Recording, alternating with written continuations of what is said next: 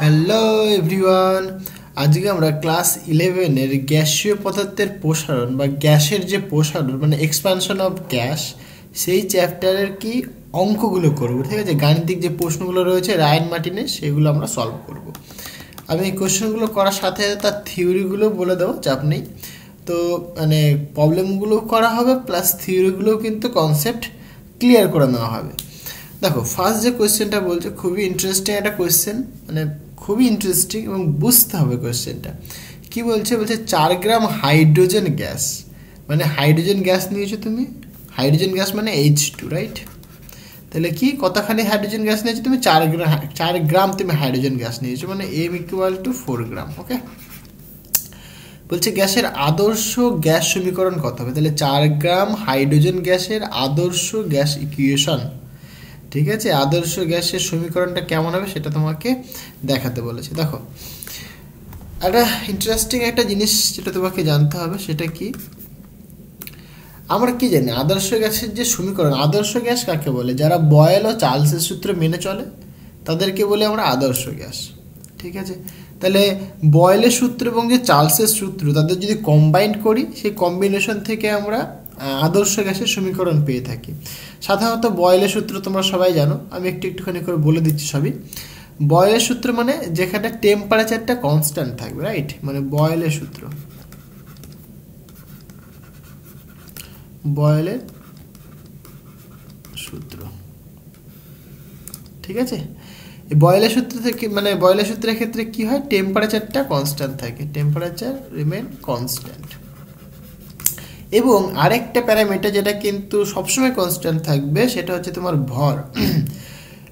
ভরকে সবসময় কনস্ট্যান্ট থাকতেই হবে, মানে বয়েলের সূত্রের ক্ষেত্রে টেম্পারেচার এবং যে মাস তারা যদি কনস্ট্যান্ট না থাকে তাহলে বয়েলের সূত্র মানে কাজ করবে না। ঠিক আছে, তো মাস এবং যে টেম্পারেচার সেটা কি কনস্ট্যান্ট থাকবে।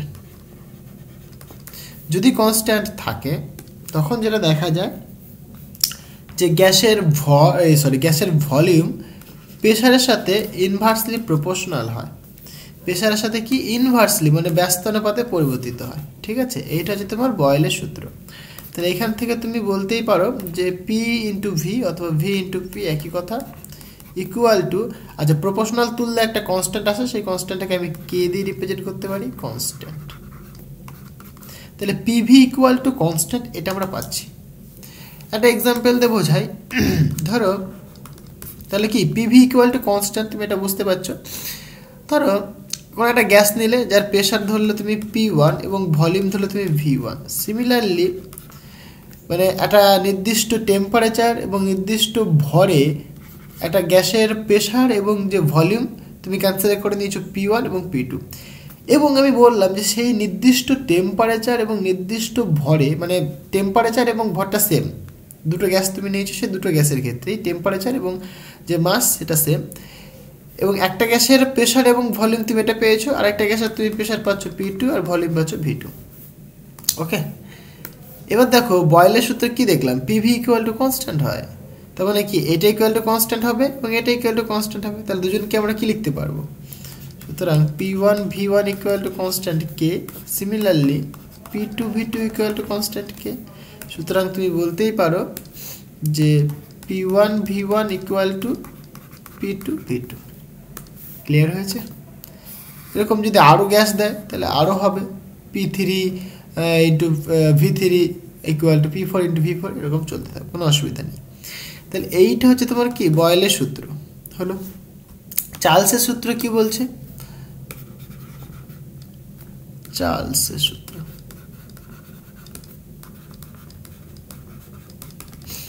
ঠিক আছে, তোমরা হয়তো প্রথমের দিকে পড়বে চার্লসের সূত্র এরকম যে ধরো মানে নির্দিষ্ট ভরের কোনো গ্যাস তুমি নিয়েছো, মানে ভরটা রিমেন আনচেঞ্জড, ঠিক আছে, ভরটা কিন্তু রিমেন আনচেঞ্জড, মানে ভরটা কিন্তু কনস্ট্যান্টে থাকবে।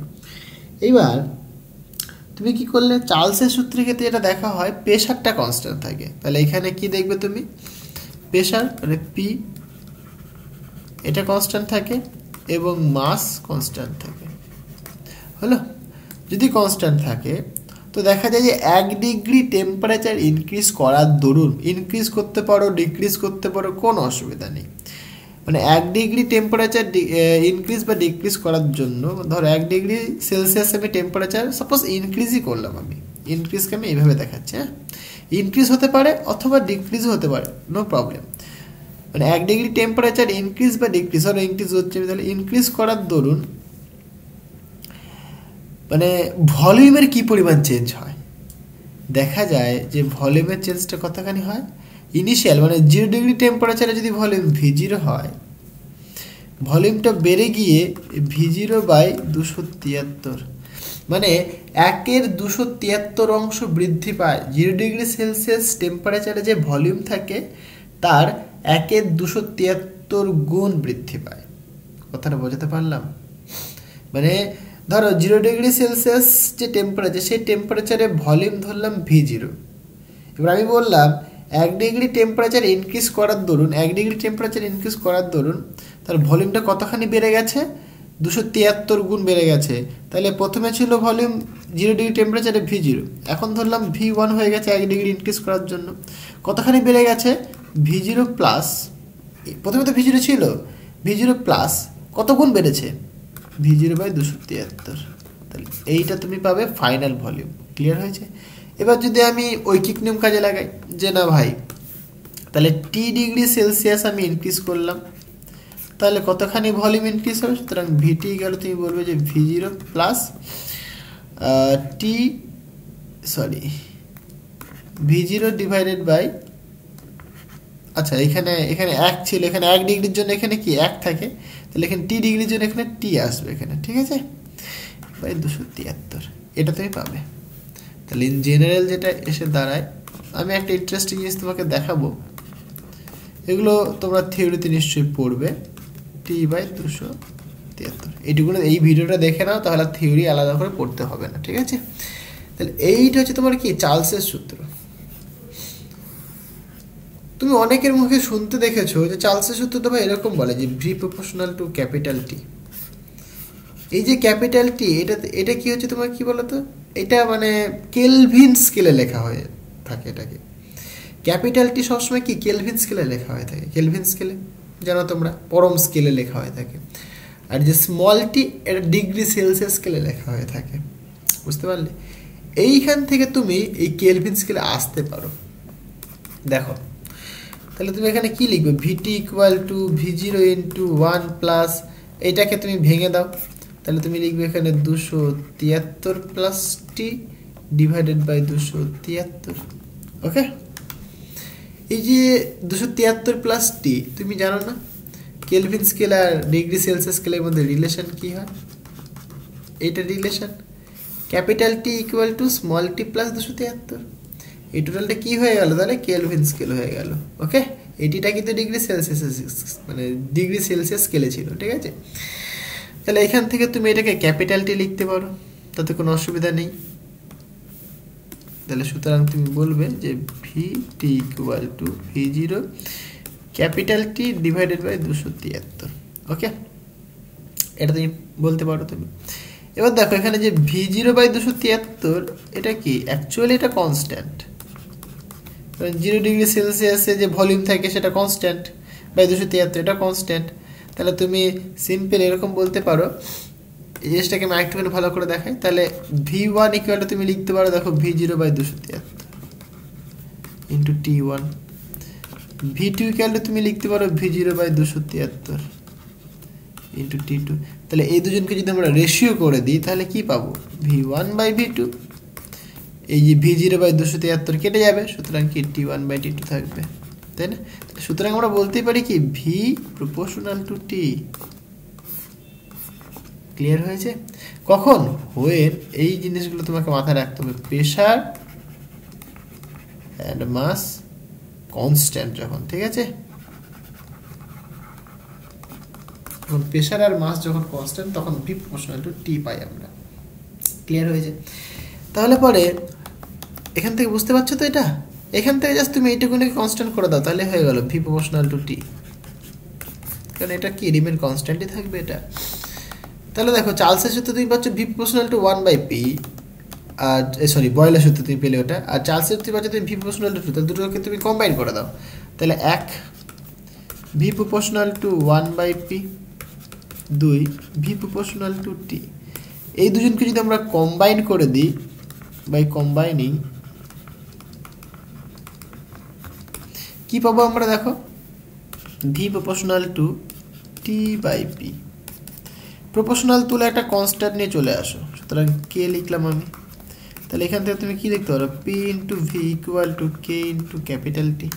আদর্শ গ্যাসের সমীকরণ আসছে আমি, বুঝতে পারলে?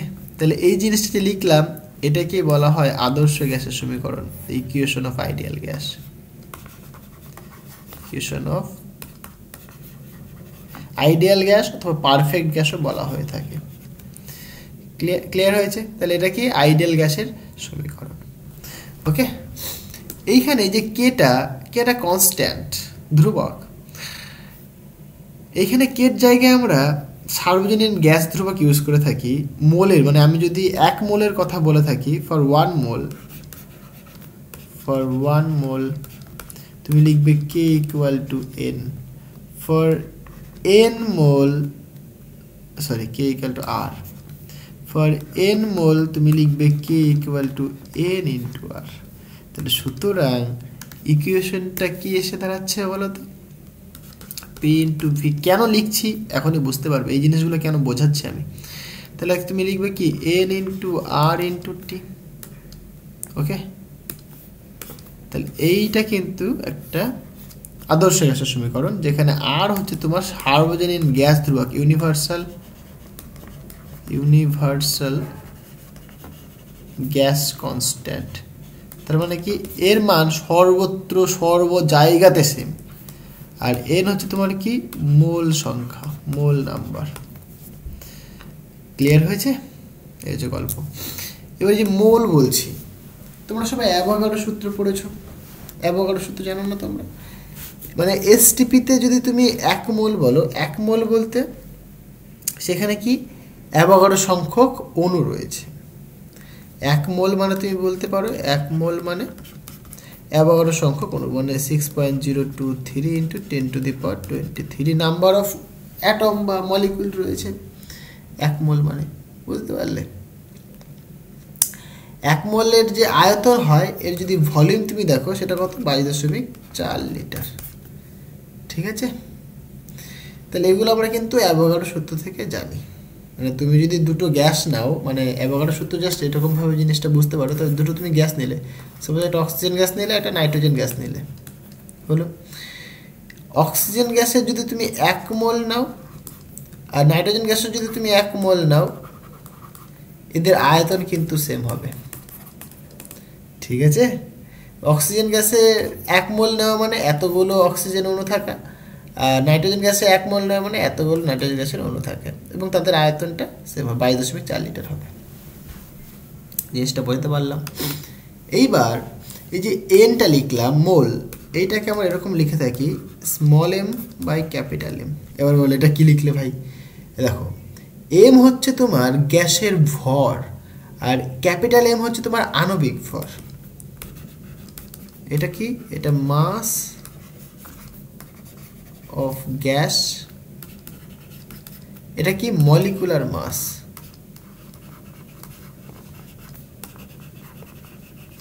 ঠিক আছে, অফ গ্যাস। তাহলে এইটা তোমার গ্যাসের ভর, এটা কি গ্যাসের আণবিক ভর। মানে ধরো তুমি হাইড্রোজেন গ্যাস নিয়েছো, H2 গ্যাস, তাহলে H2 এর যে আণবিক ভর সেটা কত, 2 হবে। O2 যদি নাও তুমি, মানে যেরকম তুমি নেবে আর কি, ঠিক আছে। ধরো তুমি O2 নিলে, তাহলে 8 8 2 16, তাহলে এর আণবিক ভর কত হয়, 16 হবে। বুঝতে পারলে? তাহলে এইটা হচ্ছে তোমার কি আণবিক ভর। তাহলে দেখো, তুমি গ্যাসের ভর কিন্তু মোল সংখ্যা এবং আণবিক ভর থেকে বের করতে পারো। সুতরাং গ্যাসের ভর সেটাই করলে কি হচ্ছে, small N into capital M. তার মানে কি মোল, মানে মোল নাম্বার ইন্টু তুমি যদি গ্যাসের আণবিক ভর দিয়ে গুণ করে দাও, তাহলে তুমি তার ভর পেয়ে যাবে। যেরকম ধরো তোমার একটা এক্সাম্পল দিয়ে বোঝাই আমি, ধরো অক্সিজেন নিয়েছি আমি, O2, এটা কি, এটা একটা মলিকিউল, এটা একটা মলিকিউল, রাইট, অক্সিজেন মলিকিউল, বুঝলাম। এর কত মোল রয়েছে এখানে অক্সিজেন? তুমি বলবে ভাই 1 মোল, কারণ এখানে 1 রয়েছে, 1 মোল। তাহলে 1 মোল অক্সিজেনের এখানে ভর কতখানি তুমি জিজ্ঞেস করি আমি, তুমি 1 মোল O2 তার যে ভর মাস, সেটা তুমি বলবে যেহেতু 1 মোল, তার মানে এর আণবিক ভর মানে NaValটার কথা এখানে 1, তাহলে কি এর আণবিক ভর যা হবে তাই, কারণ এখানে অক্সিজেন মানে 8 আর 2 মানে 16, তাহলে 16 গ্রাম। 16 গ্রাম হচ্ছে কি এর আণবিক ভর। এইখানে যদি 1 মোল না থেকে যদি 2 মোল থাকতো, তখন কি করতে বলো তো তুমি? এখানে তুমি 2 লিখতে, এখানে 2 দিয়ে মাল্টিপ্লাই করে দিতে জাস্ট, তাহলে কি 32 হয়ে যেত না? এখানে যদি n থাকে তাহলে তুমি n দিয়ে মাল্টিপ্লাই করে দেবে, সুতরাং n দিয়ে মাল্টিপ্লাই করে দেবে। এবার এখানে অক্সিজেনের আণবিক ভর তুমি জানো 16, তাই 16 লিখেছো। আননোন একটা তুমি গ্যাস নিলে যার আণবিক ভর ক্যাপিটাল M, তাহলে ক্যাপিটাল M, তাহলে এটাই কি তার মাস হয়ে গেল। তাহলে কোনো গ্যাসের মাসকে তুমি ডিফাইন করতে পারো, দেখো কি মোল নাম্বার ইনটু তার আণবিক ভর, বুঝতে পারলে? তাহলে এটা ইম্পর্টেন্ট। তাহলে তুমি এবার n ইকুয়াল এটা লিখতে পারো, এই যে ফর্মুলাটা, হ্যাঁ, মানে এটাকে আমরা সাধারণত বলে থাকি specific gas constant. Specific gas constant মানে এটাকে ঠিক নয়, এরকমভাবে লেখা হয়ে থাকে, দেখো আমি বুঝিয়ে দিচ্ছি আমি। তাহলে n মানে তুমি কি লিখবে? সুতরাং আমি যদি লিখি এখানে কি বলে আদর্শ গ্যাসের সমীকরণ, সেটা কি PV ইকুয়াল টু n মানে তুমি লিখবে capital small m by capital M আর ইন্টু টি, রাইট? তাহলে এখানে সুতরাং তুমি k ইকুয়াল টু কি বলতে পারো? Small m capital R divided by m। এবার যদি ইফ m ইকুয়াল টু যদি 1 গ্রাম হয়, তখন যে তুমি k ইকুয়াল টু লিখছো না R বাই m, এইটাকেই বলা হয়ে থাকে কি specific gas, specific gas constant, বুঝতে পারলে? মানে m এর মান যখন 1 হয় তখন যে গ্যাস কনস্ট্যান্টটা পাওয়া যায় সেটাকে বলি আমরা স্পেসিফিক গ্যাস কনস্ট্যান্ট। ক্লিয়ার হয়েছে? এবার আমরা এই ফর্মুলাটা ইউজ করব, এই ফর্মুলাটা ইউজ করে আমরা প্রবলেমটা সলভ করব। এখন দেখো আমাকে কি বলেছে? হাইড্রোজেন গ্যাস বলেছে, রাইট? হাইড্রোজেন গ্যাস কতখানি রয়েছে? তার মাস তোমাকে বলে দিয়েছে 2 গ্রাম না 4 গ্রাম, 4 গ্রাম বলে দিয়েছে, 4 গ্রাম মাস। তাহলে আমরা কি জানি? PV equal to small m by capital M into R into T. Small m কত বলে দিয়েছে দেখো? 4 গ্রাম। হাইড্রোজেন গ্যাস তার ক্ষেত্রে আণবিক ভর কত হয়? সো উই নো, এটা কর্ণকালিতে দেখাই যে হাইড্রোজেন গ্যাসের যে আণবিক ভর সেটা কত হয়? 2 হয়। এই যে 2 রয়েছে, 2 হবে, মানে অ্যাকচুয়ালি হাইড্রোজেন পরমাণুর ক্ষেত্রে 1 হয়, যেহেতু অণু এটা তাই 2 দিয়ে গুণ করতে হচ্ছে, 2 রয়েছে তাই 2 দিয়ে গুণ করলাম আমরা, ওকে? সুতরাং 2 ইন্টু R ইন্টু টি, কাটাকাটি করলে কত হয় বলো? সুতরাং P into capital V equal to 2 into R into T, এইটা তোমার আনসার হবে। বুঝতে পারলে? একটা ছোট একটা জিনিস কিন্তু অনেক কনসেপ্ট কিন্তু এখানে বুঝিয়ে দিলাম আমি, দেখো এই যে এটা তোমার আনসার। ক্লিয়ার হয়েছে? ছোট্ট জিনিস কিন্তু অনেক কনসেপ্ট রয়েছে। ক্লিয়ার হয়েছে? তাহলে প্রত্যেকটা পার্ট কিন্তু তোমাকে বুঝতে হবে, হ্যাঁ, কিছুই না, যদি এইটুকুনি মনে রাখতে পারলে হয়ে গেল, হ্যাঁ। কিন্তু কিভাবে কি আসলো না আসলো সেগুলো আমি দেখিয়ে দিলাম তোমাকে, এটা একটা হোল থিওরি বুঝিয়ে দিলাম আমি তোমাকে, ঠিক আছে? আশা করি জিনিসটা বোঝাতে পারলাম। হ্যাঁ, এই ভিডিওটা দেখো, তোমাদের আরও মানে গ্যাসের যে প্রসারণ সেটা আলাদা করে আর পড়তে হবে না, বুঝতে পারলে? আচ্ছা, নেক্সট কোয়েশ্চেনটা কি বলছে দেখো, প্রমাণ চাপ ও উষ্ণতা। আচ্ছা, এই প্রমাণ চাপ ও উষ্ণতা এই কথাটার মানে কি সেটা একটু বুঝে নাও। প্রমাণ চাপ বলতে অ্যাটমসফেরিক প্রেসারকে বোঝানো হয়ে থাকে, মানে 76 সেন্টিমিটার পারদ স্তম্ভের চাপকে আমরা প্রমাণ চাপ বলে থাকি, এইটা অথবা 1 ATM অ্যাটমসফেরিক প্রেসার, ওকে? এটা অথবা অ্যাটমসফেরিক প্রেসার। আর প্রমাণ উষ্ণতা কাকে বলে আমরা? 0 ডিগ্রি সেলসিয়াসকে বলে আমরা প্রমাণ উষ্ণতা। ক্লিয়ার হয়েছে?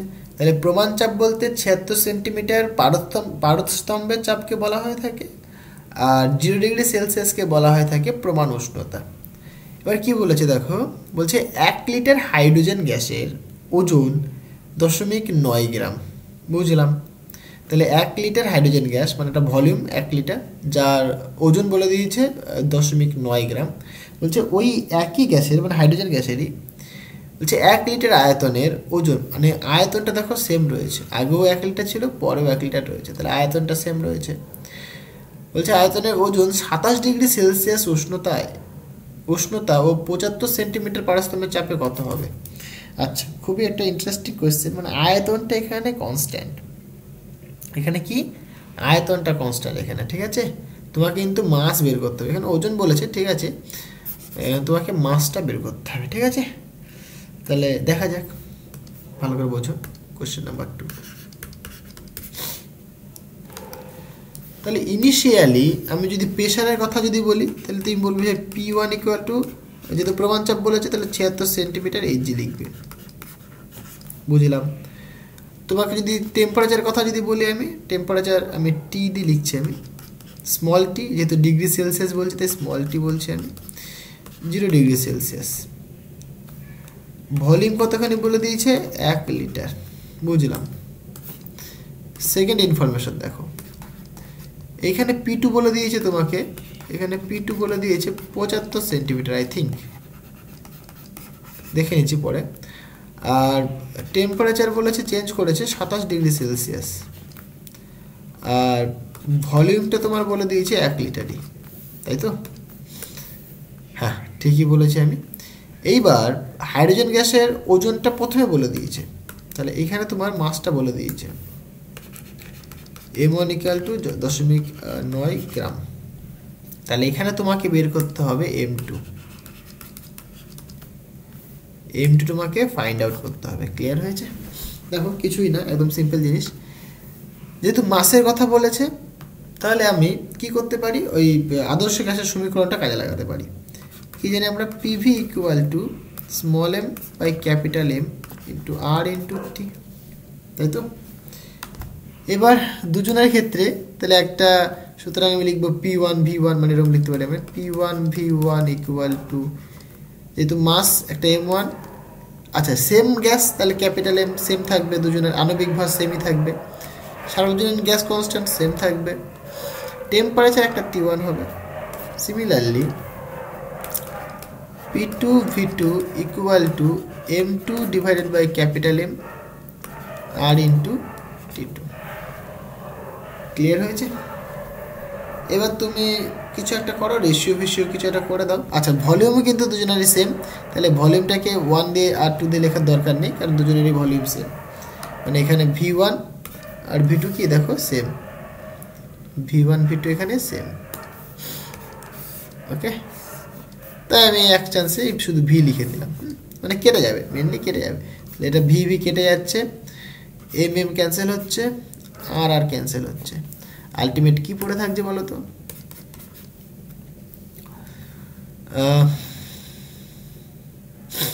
আচ্ছা, এর ভাগ করে দাও, দুজনকে ভাগ করে দাও। আচ্ছা, একটা লাইন লিখে নিই, তাহলে P1 equal to M1 T1 আর P2 equal to M2 T2, ভাগ করে দাও। তাহলে সুতরাং ভাগ করে দিলে কি পাবে তুমি, P1 by P2 equal to M1 T1 divided by M2 T2। এই T1 T2 এগুলো কিন্তু সব কেলভিন স্কেলে রয়েছে, ঠিক আছে। তোমাকে কিন্তু কোশ্চেনে সেলসিয়াস স্কেলে বলে দিয়েছে, সুতরাং কেলভিন স্কেলে করে নেবে, কোনো অসুবিধা নেই। এরকম ধরো T1 ইকুয়াল তুমি তাহলে কি লিখবে, T1 প্লাস 273 কেলভিন। ক্লিয়ার? এটা যেহেতু 0 ডিগ্রি সেলসিয়াস, সুতরাং 273 কেলভিন হবে। T2 কত হয় বলো, কত বলেছে, 27, তাহলে 27 প্লাস 273 যোগ করলে পরে ভাই 300 হবে, সুতরাং 300 কেলভিন T2 ভ্যালুটা, ওকে। তাহলে সুতরাং তুমি এখানে বলো P1 P2 সবই জানো, তোমাকে মেনলি বের করতে হবে M2, সুতরাং আমি তাহলে M2 ইকুয়াল টু লিখি, M2 এর দিকে আসবে, সুতরাং M1 T1 into P2 divided by ঠিকই লিখলাম M1 T1 into P2 divided by T2 into P1, তাই তো? ভ্যালুগুলো পুট করে দাও। M1 মানে 0.9 গ্রাম, T1 মানে 273, P2 মানে 75, I think, right, 75 centimetre Hg. তাহলে 75 সেন্টিমিটার এইচজি মানে তুমি যদি পুরোটাকে ভাঙো তাহলে লিখবে 13.6 ইন্টু 980। অ্যাকচুয়ালি যেহেতু ভাগ করছো তুমি কেটে যাবে, আমি লিখছি না। আর T2 মানে তুমি লিখবে এখানে 300 ইন্টু এটা মানে 76, মানে এইখানে তোমার থাকবে দেখো 13.6 ইন্টু 980, এইখানে একই রকম 13.6 ইন্টু 980 এটা থাকবে। ওকে, এটাকে এখানে লিখে দিই, তাহলে এটা এরকম থাকবে, দিয়ে কেটে যাবে, তাই না লিখলেও কোনো অসুবিধা নেই। এইখানে দেখো এইটা এটা এটা এটা খেঁচাং করে কেটে গেল, দিয়ে এইটুকুনিকে ক্যালকুলেশন করো, তোমার এম এর ভ্যালু চলে আসবে। একটুখানি আমি ক্যালকুলেশন করে দেখি কত আসছে। 0.9 into 273, right, into 75 divided by 300, sorry কোথায় গেল, কেটে গেল কেন, 0.9 into 273 into 75, okay, divided by 300 divided by 76, তাহলে 0.808, মানে সেটাকে আমি 1 বলতে পারি, এত গ্রাম, তাহলে এটা তোমার আনসার হবে। ওকে, এই তো 0.809 লিখেছে, ঠিক আছে, এটাকে অ্যাপ্রক্সিমেট আমি 1 লিখলাম, তাহলে এটা তোমার কিন্তু আনসার। তাহলে বুঝতে পারলে, জিনিসগুলো একটু বুঝে বুঝে করো, দেখবে নিজেই করতে পারবে। হ্যাঁ, আচ্ছা, নেক্সট কোয়েশ্চেনটা দেখো কি বলছে। বলছে একটি কাচের পাত্রে 67 ডিগ্রি উষ্ণতায় বায়ু আছে। বলছে চাপ অপরিবর্তিত রেখে, দেখো এখানে বলে দিয়েছে চাপ অপরিবর্তিত, চাপ যদি আনচেঞ্জ থাকে তাহলে কার সূত্র হয়, চার্লসের সূত্র, তাই না? দেখো তিনটে সূত্র মেনলি পাই আমরা গ্যাসের ক্ষেত্রে, বয়েলের সূত্র, চার্লসের সূত্র, চাপের সূত্র। বয়েলের সূত্রে টেম্পারেচার কনস্ট্যান্ট থাকে, মাস সমস্ত সূত্রের ক্ষেত্রে কনস্ট্যান্ট থাকবে, এটা মাথায় রাখবে, মাস সমস্ত সূত্রের ক্ষেত্রে কনস্ট্যান্ট থাকবে। বয়েলের সূত্রে টেম্পারেচার কনস্ট্যান্ট থাকে, তাই সেটাকে আইসোথার্মাল প্রসেসও বলা হয়ে থাকে। আর চার্লসের সূত্রে তোমার চাপ কনস্ট্যান্ট থাকে, মানে ভলিউমের সাথে টেম্পারেচার রিলেশন পাই আমরা, চাপ যেহেতু কনস্ট্যান্ট তাহলে আইসোবারিক প্রসেস বলতে পারো তুমি। আর চাপের সূত্রে ভলিউম কনস্ট্যান্ট থাকে, সেটা চাপের সূত্রে মানে প্রেশার প্রপোর্শনাল টু অ্যাবসলিউট, মানে অ্যাবসলিউট টেম্পারেচার হয় তোমার, এটা পরম শূন্য, মানে পরম শূন্য নয়, পরম উষ্ণতা হয়। পরম শূন্য মানে অ্যাবসলিউট জিরো টেম্পারেচার বলবে। অ্যাবসলিউট জিরো টেম্পারেচার আর অ্যাবসলিউট টেম্পারেচারের মধ্যে পার্থক্য আছে। অ্যাবসলিউট টেম্পারেচার মানে কেলভিন স্কেলের টেম্পারেচারকে আমরা জাস্ট সিম্পলি অ্যাবসলিউট টেম্পারেচার বলে থাকি। আর অ্যাবসলিউট যদি জিরো টেম্পারেচারের কথা বলি, জিরো কথার মানে হচ্ছে তোমার কি, টি এর মানটা কত হবে, 0 কেলভিন হবে। ওকে, 0 কেলভিন কখন বলবে, মানে অ্যাবসলিউট জিরো টেম্পারেচার কাকে বলে, যে টেম্পারেচারে গ্যাসের আয়তন এবং প্রেশার শূন্য হয়ে যায় তাকে বলে আমরা অ্যাবসলিউট জিরো টেম্পারেচার। যাই হোক, সেগুলো আলাদা জিনিস। বলছে তাহলে ক্লিয়ার হয়ে যায় ব্যাপারটা। চাপ অপরিবর্তিত রয়েছে মানে চার্লসের সূত্র কাজে লাগবে। চার্লসের সূত্র মানে বলো, ওই যে একটাকে দেখালাম আমি, ভি প্রপোর্শনাল টু টেম্পারেচার, এটা কি কেলভিন স্কেলে। হ্যাঁ, আচ্ছা, বলছে কোন উষ্ণতায় পাত্রকে উত্তপ্ত করলে এত অংশ বায়ু বেরিয়ে যাবে। এইখানে খুব ইম্পর্টেন্ট একটা কথা বলেছে, বায়ু বেরিয়ে যাবে। দেখো একটুখানি বোঝো, থিওরিটা বোঝো, চলে আসো কোশ্চেন নাম্বার 3, রাইট। দেখো ধরো এরকম একটা পাত্র রয়েছে প্রথমে, এখানে গ্যাস রয়েছে, বায়ু গ্যাস যা খুশি বলো না কেন তুমি, কোনো অসুবিধা নেই, ঠিক আছে। এখানে কি বায়ু বলেছিল না, বায়ু বলেছে, এবং এর যে টেম্পারেচার, সেটা বলে দিয়েছে 67 ডিগ্রি সেলসিয়াস। এখান থেকে তুমি কেলভিন স্কেলে করে দেবে, কোনো অসুবিধা নেই। এইবার কি করলাম আমি, টেম্পারেচার আস্তে আস্তে আস্তে আস্তে ইনক্রিজ করলাম। টেম্পারেচারটা কি করলাম, ইনক্রিজ করলাম। ইনক্রিজ করে কত করেছে বলো তো, বলেছে না, কোন উষ্ণতা, সেই উষ্ণতা আমাকে বের করতে হবে, ঠিক আছে। বলছে চাপটাকে কনস্ট্যান্ট রেখেছে, প্রেশারটা কি রেখেছে, কনস্ট্যান্ট। ওকে, এবং টেম্পারেচারটা ইনক্রিজ করছি আমরা, ইনক্রিজ করছি, কত হবে সেটা বের করতে হবে। ইনক্রিজ করার দরুন কি হবে বলো আমাকে এবার।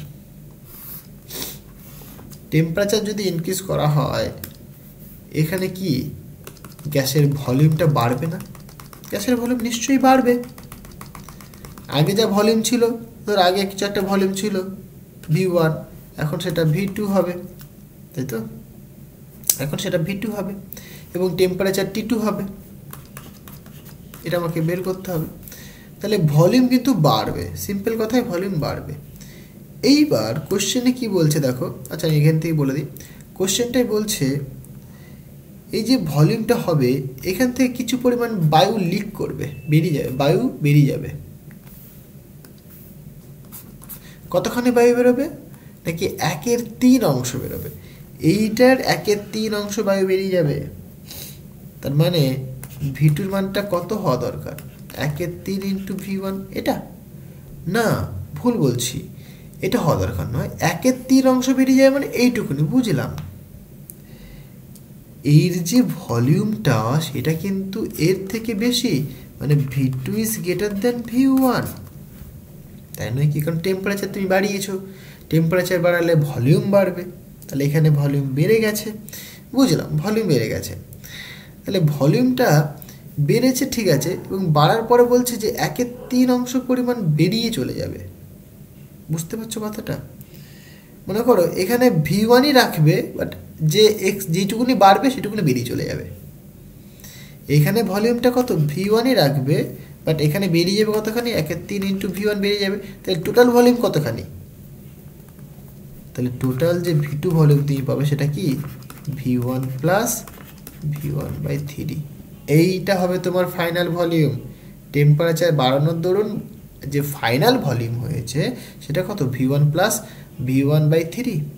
এখানে অনেকে মিস্টেক করে, কি বলো তো, বেরিয়ে যাবে কিছু না ভেবেই, ফিজিক্স না ভেবেই বেরিয়ে যাবে মাইনাস করে দেয়। এর জন্য বলে ফিজিক্সটাকে কি ভেবে ভেবে করো, বুঝে বুঝে করো। অনেকেই ভাবে যে বেরিয়ে যাবে মানে মাইনাস। যদি তুমি মাইনাস করো, একটু ফিজিক্যালি যদি ভাবার চেষ্টা করো, দেখো যদি এখানে মাইনাস করো তাহলে কি ফাইনাল ভলিউমটা কমে গেছে। তুমি ভাই টেম্পারেচার বাড়িয়েছো কিন্তু ভলিউম কমে গেছে, এটা তো পসিবল নয়। এটা তো সমস্ত লকে লঙ্ঘন করছে, ভায়োলেট করছে, সেটা তো পসিবল নয়। টেম্পারেচার বাড়ালে ভলিউম বাড়বে, এটাই সিম্পল জিনিস, সিম্পল লজিক, সিম্পল ল। এরা এগুলোই তো বলছে রে ভাই। চার্লস বয়েল, চাপের সূত্র, একই তো, এগুলোই তো, মানে একই জিনিসগুলো, এক নয়, যাই হোক। মানে টেম্পারেচার বাড়লে প্রেশার, মানে ভলিউমটা বাড়বে, টেম্পারেচার বাড়লে প্রেশার বাড়বে, এটাই বেসিক। ক্লিয়ার হয়েছে? তাহলে এটা পেলাম ফাইনাল ভলিউম। এইবার তুমি কি করো? এবার তুমি ইয়ে করো, এবার ক্যালকুলেশন করো, তাহলে তোমার হয়ে যাবে। এবার এখানে দেখো প্রেশার যেহেতু কনস্ট্যান্ট, প্রেশার কনস্ট্যান্ট থাকলে পরে চার্লসের সূত্র আসে, এটা কি বলে? V1/V2 equal to T1/T2। বুঝতে পারলে? ওকে, কোনো অসুবিধা নেই। তাহলে V1 অ্যাজ ইট ইজ থাকলো। V2 মানে কত লিখেছো তুমি? আচ্ছা, এখান থেকে V1 কমন নিয়ে নিলে তাহলে কি থাকবে পরে? আচ্ছা, এটাকে ক্যালকুলেশনটা করেই নিই। তাহলে এখানে 3 আর 1 4, মানে 4 V1, 4 V1/3। তাহলে এখানে তুমি লিখতে পারো 4 ইন্টু V1/3, 3টাকে আমি উপরে লিখলাম, ইকুয়াল টু T1। আচ্ছা, এটা যেহেতু কেলভিন স্কেলে, তাহলে এইটাকে কেলভিন স্কেলে নিয়ে চলে আসি। তাহলে 273 প্লাস 67 লিখবে তুমি, ডিভাইডেড বাই T2 লিখে দাও। ক্লিয়ার হয়েছে? এটা তোমার কেলভিন স্কেলে আসবে, তুমি যদি ডিগ্রি সেলসিয়াসে আসতে চাও করে দেবে, অসুবিধা কি আছে? এখানে দেখো V1 ক্যান্সেল হচ্ছে, তোমার দরকার T2, সুতরাং T2 ইকুয়াল তুমি লিখবে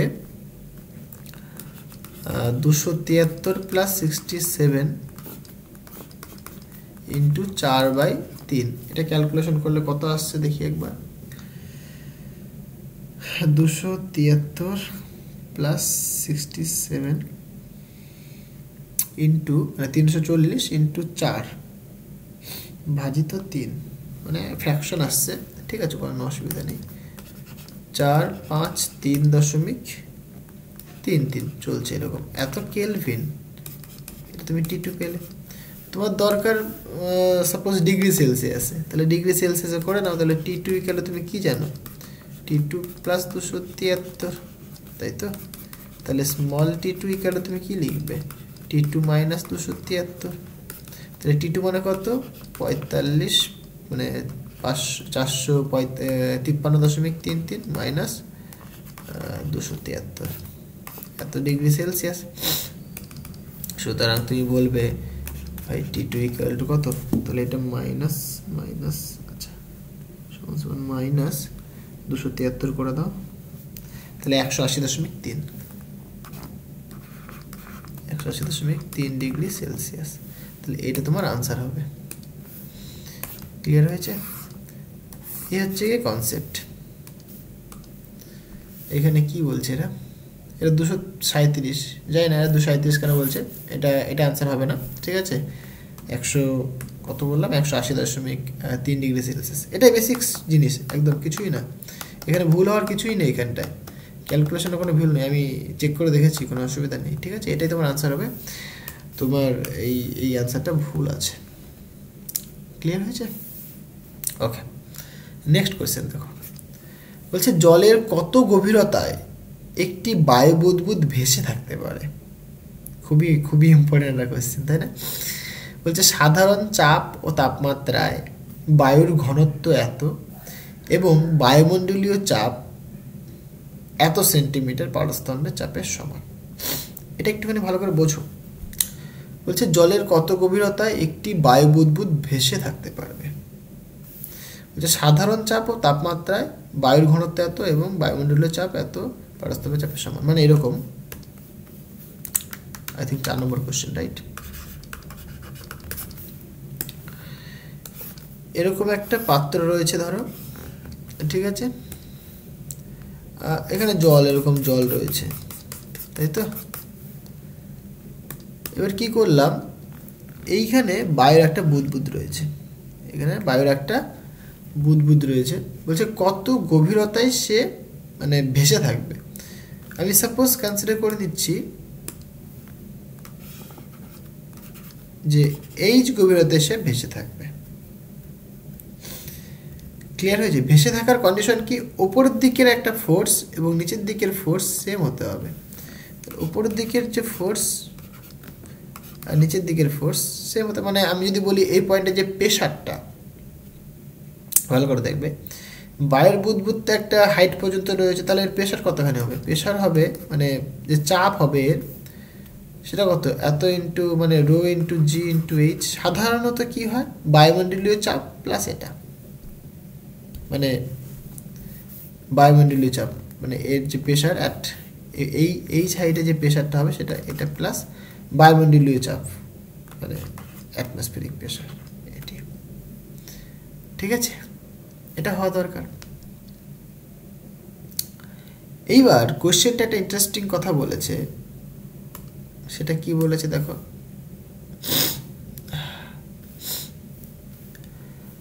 যে পয়েন্টে রয়েছে সেই পয়েন্টেও বায়ুমণ্ডলীয় চাপের সমান। দেখো বলেছে যে বায়ুমণ্ডলীয় চাপ 76 সেন্টিমিটার পারস্তম্ভের চাপের সমান। ওই সাধারণ চাপ ও তাপমাত্রায় বায়ুর ঘনত্ব এত এবং বায়ুমণ্ডলীয় চাপ এত সেন্টিমিটার পারস্তম্ভের সমান।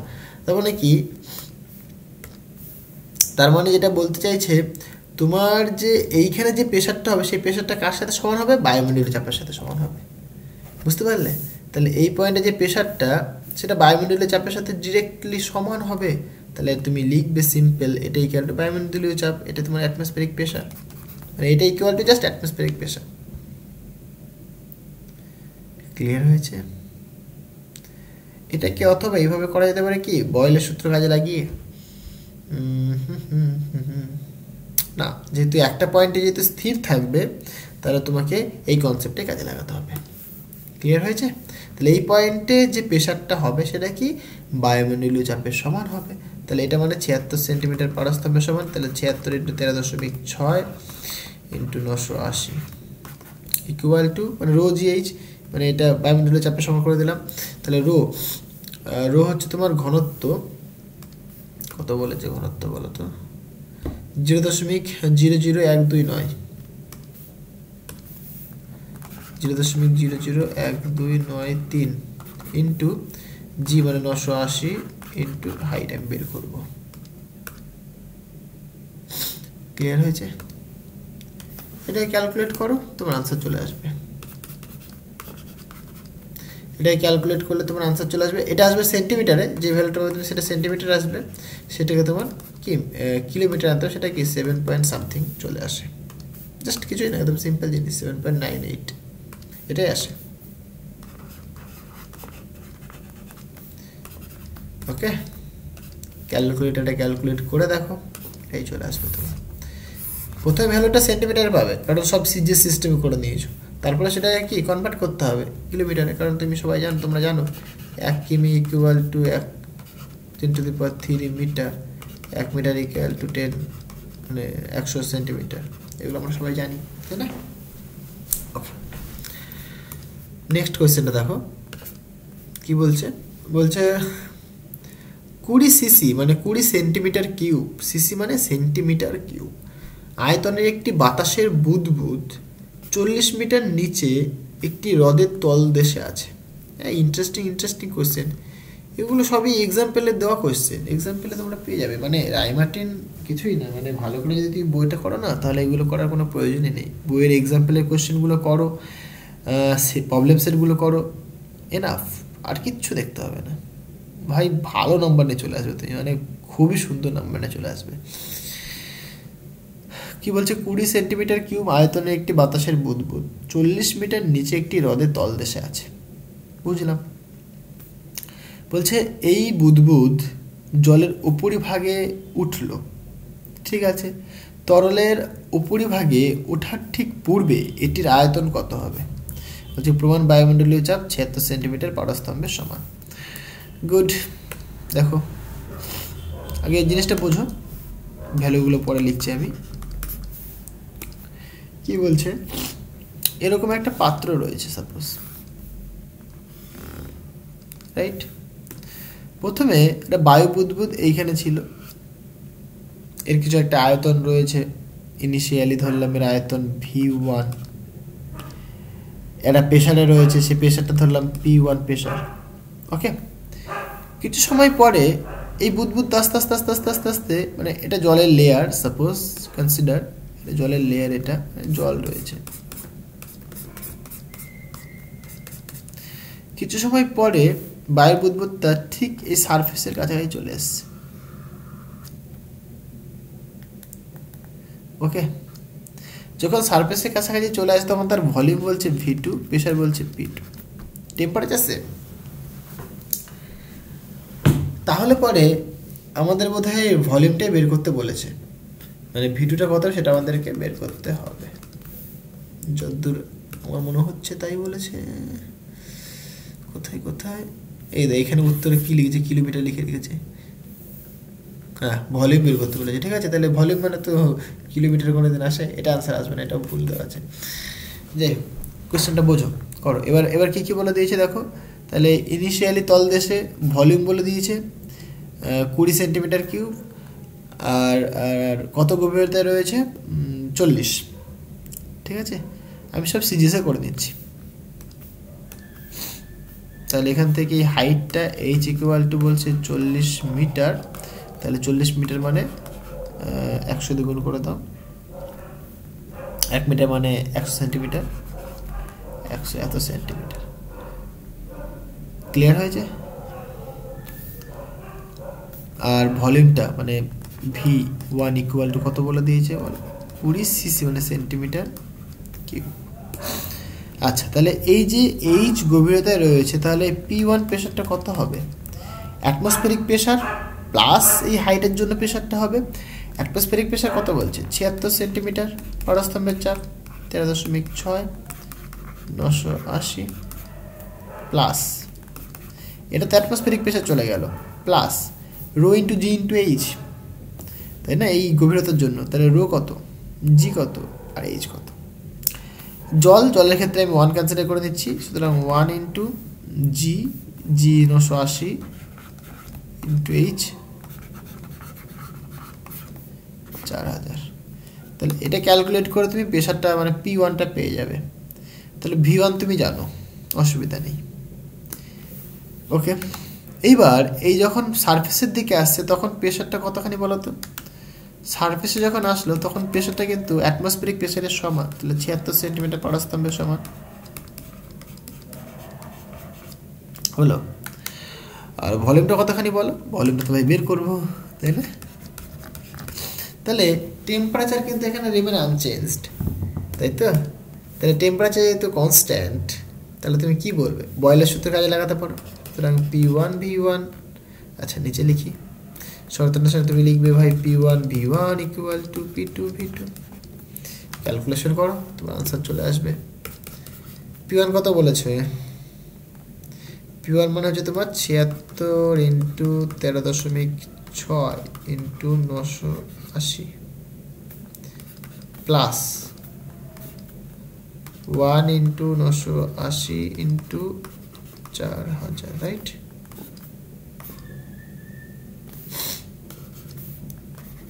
ইন্টু V1 মানে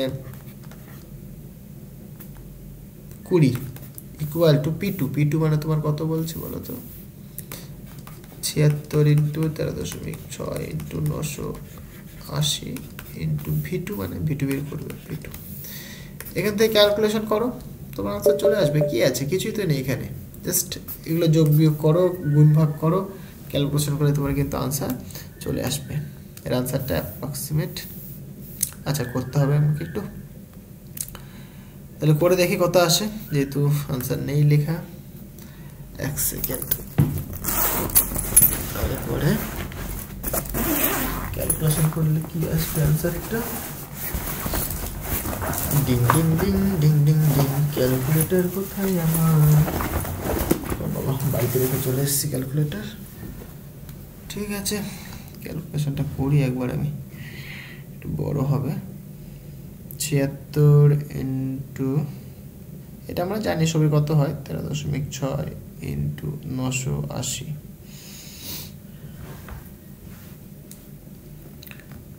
1012,928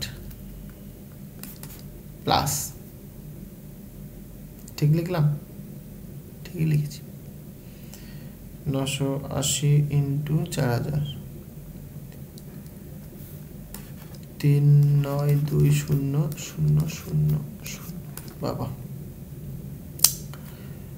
প্লাস সরি প্লাস 1012,928 ইন্টু 20, মানে আলটিমেট এটা যে ভ্যালুটা আসে এটা কত আসছে? 98658,560, আর এটাতে ভাগ করতে হবে। সুতরাং 76 into 13.6 into 980 equal to P2, right? এটাকে ভাগ করা যাক, ভাজিত 76 ভাজিত 6 ভাজিত 980, তাহলে অ্যাপ্রক্সিমেট যে আনসারটা পাচ্ছি আমি সেটা হচ্ছে তোমার V2 ইকুয়াল টু 97.399, মানে আই থিঙ্ক আমি লিখতে পারি 4 লিখে দিই, ঠিক আছে? এত 4 সিসি মানে সেন্টিমিটার কিউব, এটা আনসার আসছে আমার। তোমরা একবার চেক করে নিও, ঠিক আছে? তাহলে এটা তোমার কি আনসার হবে। কনসেপ্ট এটা, আর কিছুই না, মানে জাস্ট বয়েলের সূত্র কাজে লাগাতে হবে, ঠিক আছে? টেম্পারেচার সেম রয়েছে, এখানে ভলিউম আর প্রেশার বের করে দিলে, এখানে ভলিউম প্রেশার বের করে দিলে, সমান করে দাও, ক্যালকুলেশন করে তোমার আনসার চলে আসবে, ঠিক আছে? তাহলে এইভাবে তোমাকে প্রবলেমগুলো সলভ করতে হবে। আশা করি জিনিসটা বোঝাতে পারলাম। এটা ক্যালকুলেশন করে একটু দেখে নিও, চেক করে নিও তোমরা। কনসেপ্ট এটা, আর কিছুই না। তো আজকে এই পর্যন্তই থাক, দেখা হবে নেক্সট ভিডিওতে। আর তোমাদের যদি ভিডিওটা ভালো লাগে তবে অবশ্যই একটা লাইক করে দিও, আর তোমার বন্ধুদের সাথে শেয়ার করো, অনেক অনেক বেশি করে শেয়ার করো। আর চ্যানেলে নতুন হয়ে থাকলে পরে চ্যানেলটিকে সাবস্ক্রাইব করে দিও। তো দেখা হচ্ছে নেক্সট ভিডিওতে। So thank you.